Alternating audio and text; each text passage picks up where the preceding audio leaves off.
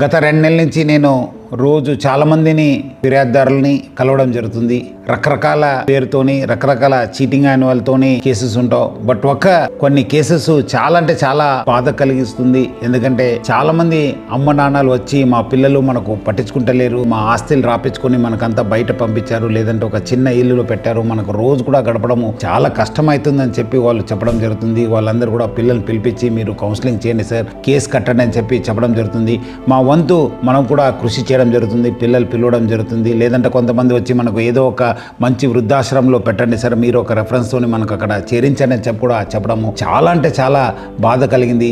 మీరు కూడా ఒకరోజు ముసలాళ్ళు అవుతారు, మీకు కూడా ఏజ్ అయిన ఓల్డ్ ఏజ్ సమస్యలు వస్తాయి. అప్పుడు మీరు ఇప్పుడు మీ తల్లిదండ్రులను బాగా చూసుకోకపోతే మీ ఒక పిల్లలు కూడా అదే నేర్చుకొని మీకు కూడా అదే పరిస్థితి రావచ్చు. ఎందుకంటే ఈరోజు ఈ ప్రపంచంలో రావడానికి కారణం వాళ్ళు ఎంతో కష్టపడి మనకు పెంచుంటారు.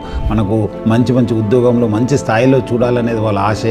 మనము ఆ స్థాయి చేరిన తర్వాత వాళ్ళని మర్చిపోవడం అనేది చాలా అంటే చాలా మంచి పద్ధతి కాదు, చాలా ఒక హీనమైన చర్య. సో ప్రజలందరూ కూడా కోరుతున్నాను, మీరందరూ కూడా మీ తల్లిదండ్రులను జాగ్రత్తగా చూసుకోండి. అలాంటి కేసు ఉన్నప్పుడు డెఫినెట్లీ మనం కూడా స్ట్రింజెంట్ యాక్షన్ తీసుకుంటాను. వాళ్ళ పిల్లలపైన వాళ్ళకి సంబంధించిన వాళ్ళు ఎక్కడ పనిచేస్తాను వాళ్ళు కూడా దృష్టికి తీసుకెళ్ళడానికి ప్రయత్నం చేస్తాను. ఎందుకంటే మళ్ళీ వాళ్ళు కూడా తెలియాలి చట్టం తన పని చేయాల్సి వస్తుంది. సో ప్రజలను కూడా అవకాశాన్ని కల్పించొద్దు, అమ్మ నాన్నల్ని బాగా చూసుకోండి అని చెప్పి నేను ప్రజలను కూడా మరీ కోరుతున్నాను.